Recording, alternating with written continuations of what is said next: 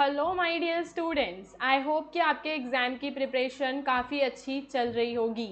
तो इससे पहले हम इस वीडियो को स्टार्ट करें, मैं आपको बताऊंगी कि कैसे आप मेरी BHD LA 136 की जो 4 क्लासेस हैं, चारों क्लासेस का PDF फ्री ऑफ कॉस्ट हमारी वेबसाइट से डाउनलोड कर सकते हैं।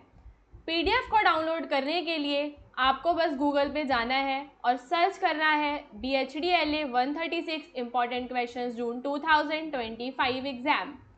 यहाँ से आपको जाना है हिंदुस्तान नॉलेज, आप देख सकते हैं ये वेबसाइट है, इसके लिंक पे फर्स्ट वाले पे ये आर्टिकल 8 अप्रैल का लिखा हुआ है।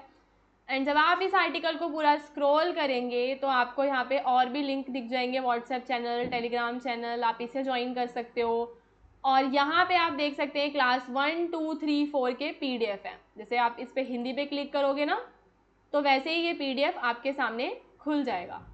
ठीक है, ऐसे ही आप चारों के PDF यहाँ से डाउनलोड कर लो।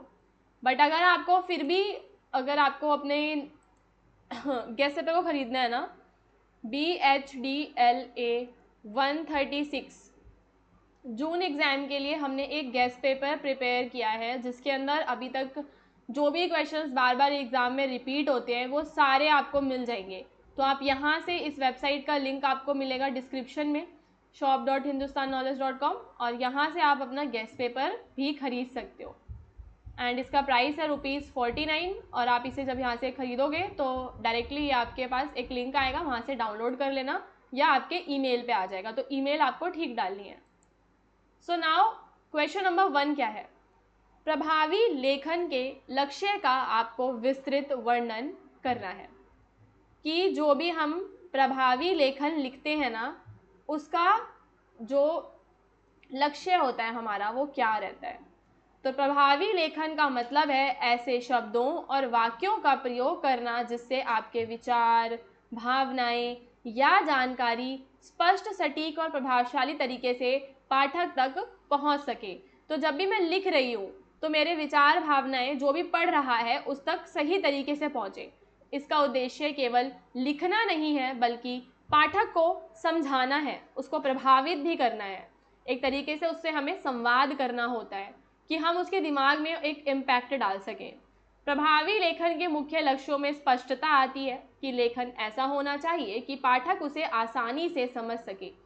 अस्पष्ट और उलझे हुए शब्द या विचार पाठक को भ्रमित करते हैं, इसलिए विचारों को सरल और सीधी भाषा में प्रस्तुत करना जरूरी है।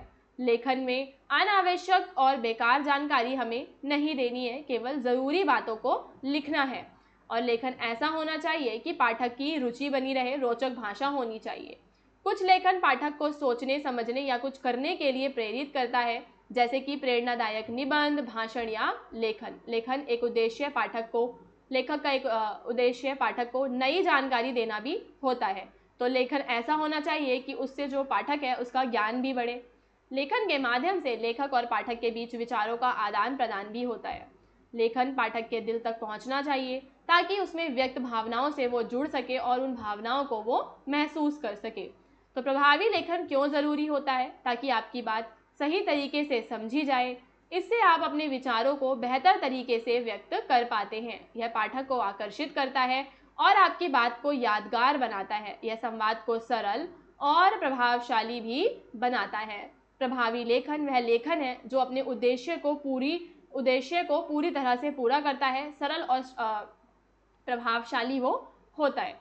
तो ये सारी जो चीज़ें हैं वो आपको इस आंसर में इंक्लूड करनी है कि प्रभावी लेखन के एक डेफिनेशन आप देंगे और पूरा बताएंगे कि ये क्या है।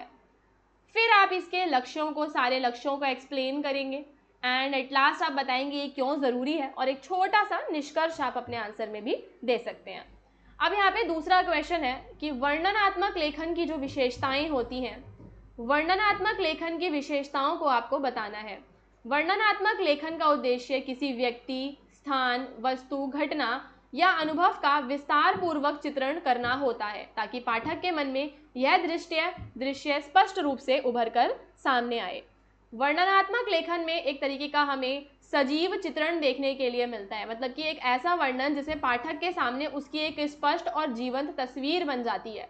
यह लेखन विषय के सभी पहलुओं को विस्तार से बताता है, रंग, आकार, गुण, ठीक है, और भावनाएं, ये सब वो बताता है। और दृष्टि, श्रवण, स्पर्श, गंध, मतलब जो भी वो मतलब उसकी इंद्रियां के जो प्रभाव पड़ रहे हैं ना, जैसे कि मान लो हम कहीं जाते हैं तो वहाँ जाके हमने जो भी देखा उसका हम बहुत ही ज़्यादा डिटेल में जब वर्णन करें कि उन चीज़ों का रंग कैसा था, उन चीज़ों का आकार कैसा था, ठीक है, गुण, ये सब जब हम बताते हैं तो क्या होता है कि सभी जो पहलू हैं वो उभर कर सामने आते हैं और जो पाठक है वो एक तरीके से उसको भी अच्छा अनुभव होता है, वो महसूस कर पाता है जब मैं पूरा इन डिटेल उसको एक्सप्रेस करती हूँ कि उसका स्वाद कैसा था, मैं वहाँ गई तो कैसी खुशबू आ रही थी, मैंने कोई चीज़ को स्पर्श किया तो मुझे कैसा लग रहा था, मुझे सुनाई क्या दे रहा था, दिखाई क्या दे रहा था। तो यहाँ पे जो पाठक है उसका एक तरीके से लेखक के साथ एक भावनात्मक जुड़ाव बन जाता है।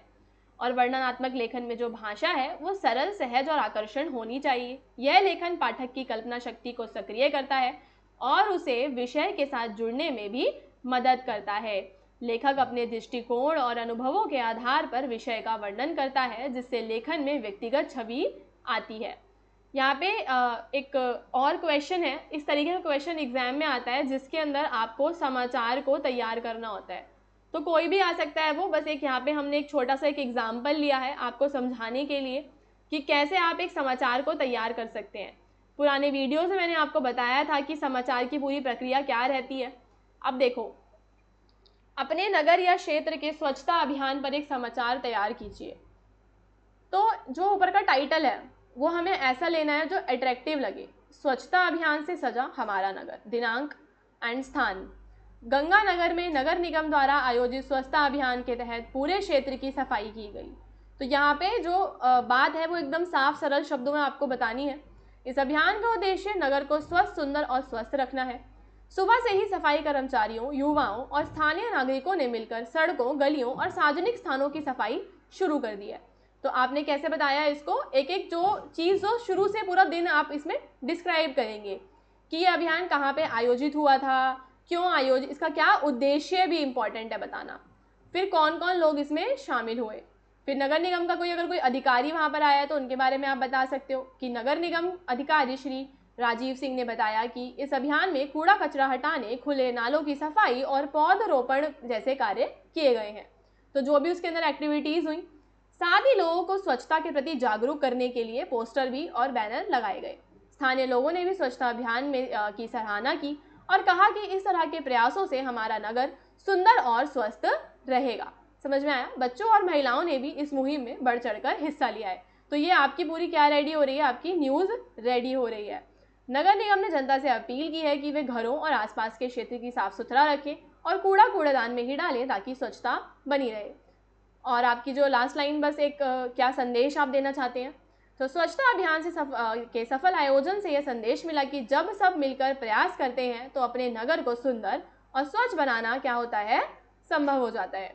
तो इस तरीके से आपको एग्जाम में किसी भी टॉपिक पे एक समाचार तैयार करने के लिए आ सकता है, तो आप इस तरीके से उसको तैयार कर लेना, ठीक है। सारे PDF मैंने आपको शुरू में ही बता दिया था कि कैसे डाउनलोड करने हैं। हमारे व्हाट्सएप चैनल्स को, टेलीग्राम चैनल से आप हमारे साथ जुड़ सकते हैं और आपके जो भी नेक्स्ट एग्जाम्स हैं उन्हें कमेंट करके हमें बता दीजिए ताकि आने वाले टाइम में हम उनकी भी वीडियोस आपके लिए लेकर आ सकें।